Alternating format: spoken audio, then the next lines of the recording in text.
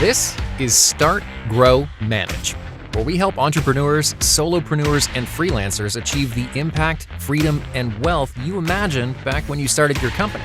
At Start, Grow, Manage, our tools, practices, and processes help you engage, energize, and execute on building a business that empowers an extraordinary life. Learn more about our programs and how they can fuel your fire at startgrowmanage.com/learn more. Let's go. Hello there and welcome back. Welcome to the second episode of the Start, Grow, Manage show podcast thing that we're doing, the second one. I'm Joe and I'm Jeff. We're going to work on Joe's ability to pronounce Start, Grow, Manage podcast. So Joe, what are we here to talk about today? We're here to talk about one of our favorite topics, and we're here to talk about building businesses. Like you said, one of our favorite topics. I do want to point out just, last time I was complaining about the cold in California, right? But now I am nicely outside on the deck in the forest. So, it's not always cold in California. You say that, but I don't know, man, because you're wearing a sweater.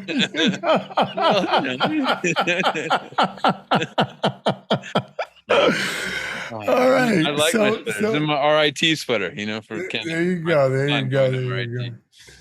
So you ready for today? What are we talking about today, Joe? We're going to talk about you. About me? Yeah. We're going to talk about, well, not really you. We're going to talk about you. You. We're going to talk about the concept of you, right? So you, as it relates to the one of the 7 elements of the business machine, you, the entrepreneur. That's what we're going to talk about today. All right, good, because otherwise we'd be boring people to death, right? So, why does you matter? I mean, we talk a lot about the fact that business should exist independently of the person, right? It almost seems paradoxical, right? That one of the most important parts of the business, like if you're defining the person and the business separately, why is the person then so important to the business itself? And what I've learned is that it matters a lot. Okay. Why? Well, the founder or leader CEO sets the stage. They're the ones that are empowering others to do well, to create and grow the machine. Their mindset ends up limiting the growth of the machine or not, right? They end up either being the bottleneck or being the slide. And when I think about that, it reminds me, I was at this talk once and the guy was like, he was super exciting, like a motivational guy. He's at the front of the room and he goes, "Who wants $100?" And people were like, me, I want $100. He's like, "Who wants $100?" And they were like, "Yeah, $100. He's like, "Who wants $100?" And everybody got really excited. And then one person got up and walked over there and took the $100 out of his hand. And that's the guy that got the $100. Because most of the time we get stuck in here. Yeah. We get stuck in here and we don't act and we don't. And all those preconceived notions of what's right and wrong, what's allowed, what's not allowed, what's appropriate, what's not appropriate, right? And that's the thing. That's the thing that you have the breakthrough with.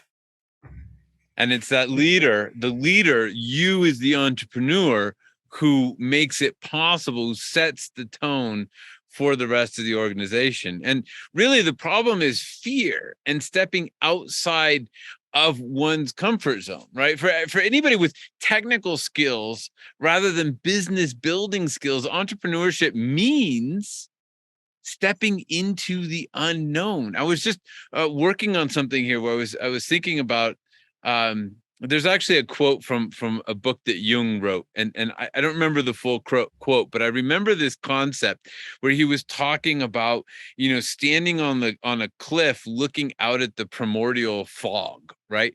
and I feel like what we're talking about here is standing on that cliff, and behind you is everything that you know, all of the knowledge, all of the things that you know to be true, all of the things that are right. And it's this solid ground, right? And you're standing on a cliff, and in front of you is that primordial fog, which is like a fog of creation, where things exist but don't really exist. And what you have to do as an entrepreneur is you have to just step off the cliff out into that primordial fog and believe that you're going to create that next step as you do it.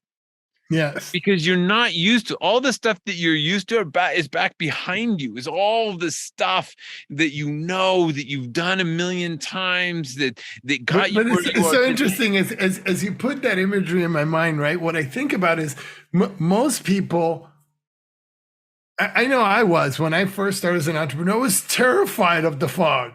Yeah, right? Of course. So every once in a while, I would turn around and take a step backward into the fog, and then something would happen, right? Yeah.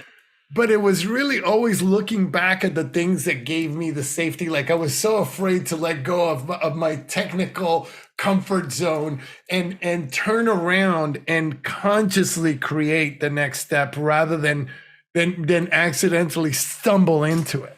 Well, I think anybody who isn't, I'm going to say, natural born entrepreneur, like if you think of someone like Elon Musk or Jeff Bezos, I imagine them as being somebody who, for them, the comfort zone is actually entrepreneurship. Like you had them, ask them to not be an entrepreneur, and they're going to be standing at the cliff looking at that primordial fog, terrified of what comes next, right?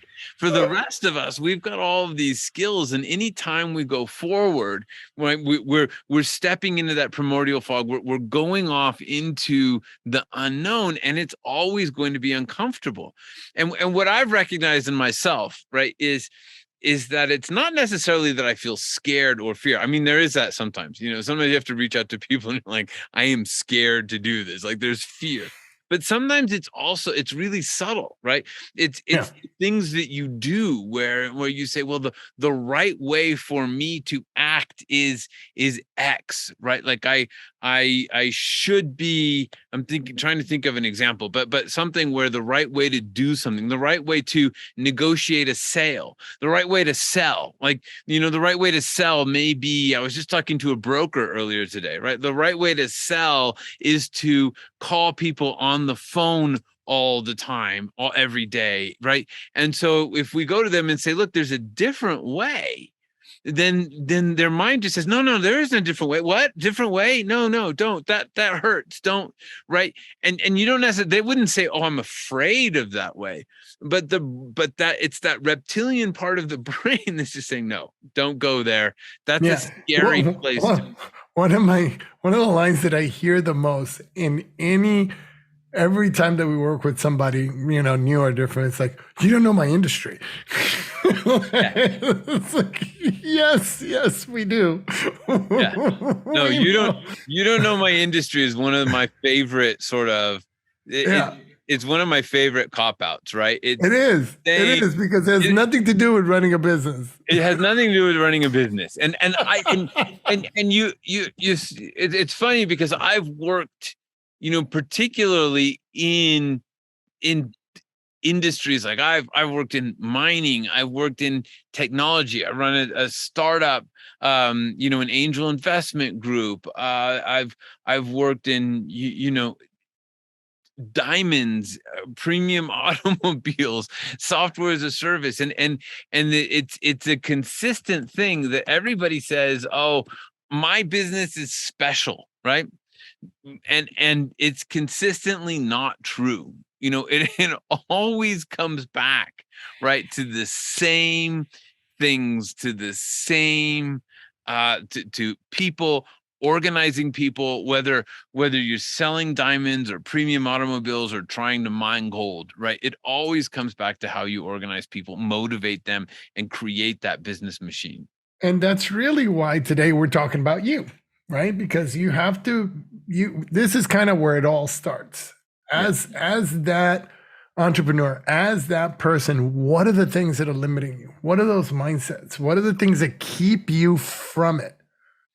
And it's identifying those that takes you forward. Now, we do have 6 key elements that we've identified as critical to the mindset shift. So things that we've seen in our clients, in the businesses that we've worked with, that we think are essential to making the shift from employee to entrepreneur, from technical to running a business. So you think I should go through those, Joe? All right, guys, this is it. We'll see you next time. All right, Doug. all right. We'll give him a little bit. We'll give him a little bit. All right. So here are the 6, right? And we'll just go over them quickly here. But on the sort of the employee side, is the first one is scarcity. It's the idea of scarcity, that you see the world as a zero-sum game. What's my gain is your loss is my gain, right? And I think the entrepreneurial mindset, which we've seen on the other side, is one of abundance, right? One of where there's so much opportunity that it's not about like petty competition all the time. It's about taking advantage of all of the opportunity that's out there. And that's a mindset shift. Rather than protecting my own, it's about how do I get out there and really embrace this idea of abundance, of opportunity. And I see that a lot. Sometimes people are like, I got to hold on to this thing. And I'm like, no, just share it. Just give it away. Just like when you give it away at all, you have to operate from this place of abundance where you like, it's just coming at you. And it's really, you get so tunnel vision when you're operating from a place of scarcity that you miss all the opportunities coming your way. Yeah. Now, our business model is not about giving everything away, just to be clear. But then the next one is cost versus opportunity, or cost versus value is another way to think about that, right? And we get very focused on cost versus value, and the way I think of this is looking at the way a lot of accountants and lawyers work. They'll look at the amount of time that they put into something and the cost of it, rather than selling the value, right? Rather than talking about what the value is. Or you might see, businesses who are reluctant to make investments because they're worried about the cost of it, right? But they're not seeing the opportunity side of it. So is it expensive to hire somebody for $100,000 a year? Well, not if they are bringing in $300,000 a year, right?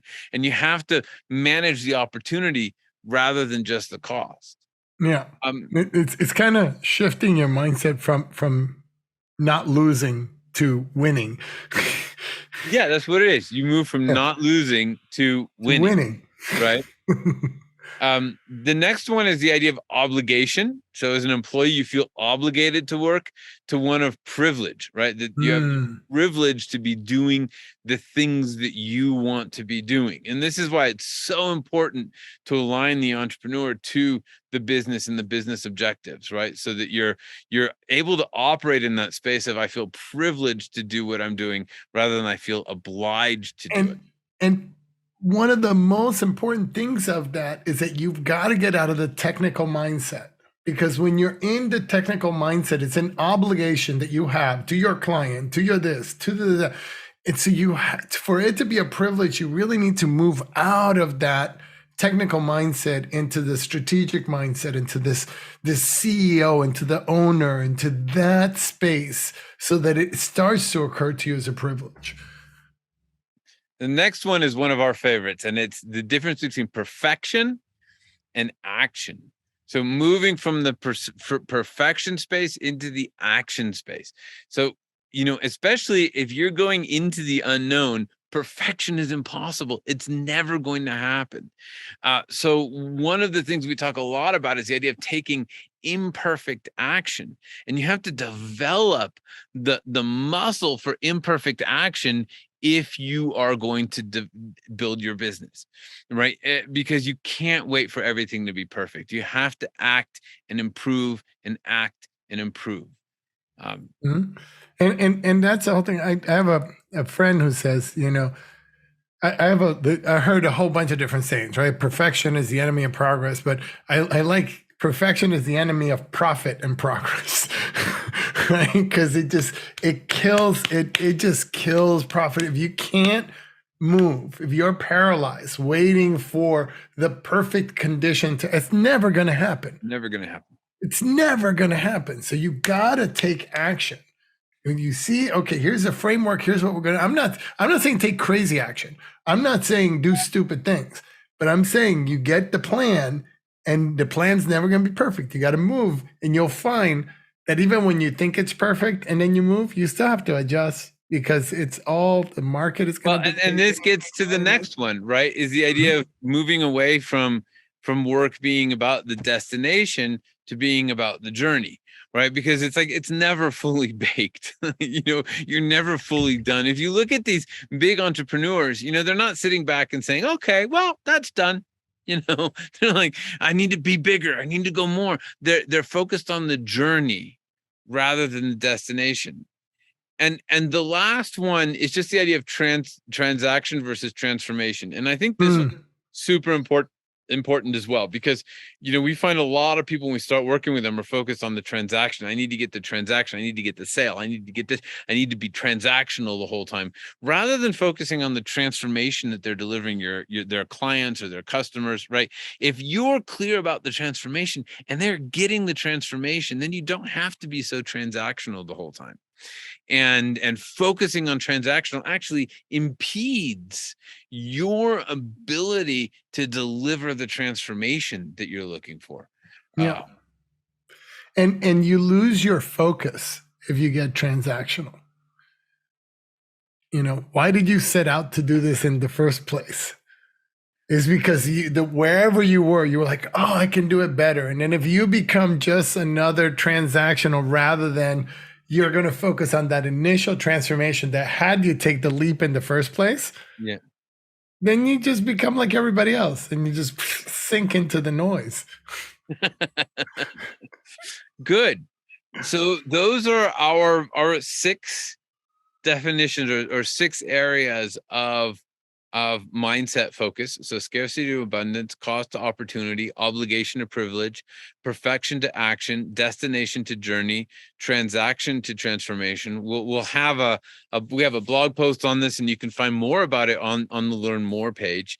But this is what helps actually overcome some of that comfort zone fear. Actually, I don't know that it does. You're going to face that comfort zone fear regardless. Yeah. But I think that this is it's the method of thinking that actually allows us to deal with that fear, that allows us to take some of these steps into the unknown. You got to embrace the fear. Like you're going to be afraid, right? So the whole thing is, if you can shift your mindset like this, you can be afraid and still act. Still act, right? So, and that's really the whole thing. Is being able to act in the face of your fear, being able to act in the face of everything that's happening, and knowing that those actions will give you the outcome that you wish, right? And you'll know that because you'll see it. Like we see it all the time. We see people. We work with business owners every time. I told the client, you have to do 100% price increase. he said, oh my God, my clients are going to leave. And I said, look, which is a cost mindset. He's saying, but I got so expensive. I cost so much, right? But you did the 100% price increase, and? Out of 88 clients, the 3 terrible ones that were sucking up all of the time and everything left, everybody else stayed with 100% price increase. And it wasn't a big deal. Now, we did a communication strategy. We did everything that we needed to do to prepare everybody to know that was going to happen. But it happened. Yeah. And just like that, overnight, revenue went. As it does when you do 100% price increase. Yeah. So but that's it. It's sometimes you have that fear and you have to act anyway. Good. Well, I think that's about it for today. Little conversation about you, and next time we will talk about another aspect of the journey. I think we have on the schedule to talk about processes next week, so we'll have a conversation. That's going to be a fun conversation. Will we be able to do that? The dare is, will we be able to do it in one show? And I just realized I just mentioned the word processes and show, and so now people aren't going to listen to the third episode. They're gonna be processes are so boring, but they're not. Really, I promise, they're not boring. They're essential, and we're going to explain to you why they are essential next time. So we look forward to seeing you there. Thank you for paying attention and for listening. You want to take us out, Joe? And as usual, remember that you are loved. Thanks, everybody. Thanks for joining us, and a special thanks to our subscribers. Consider becoming one right now and tap into our insights and instincts to help drive your business vision and success. Remember, you didn't start your business to feel frustration. You started it for freedom. We can help you discover the impact, freedom, and wealth you always imagined. Learn more at startgrowmanage.com/learn more.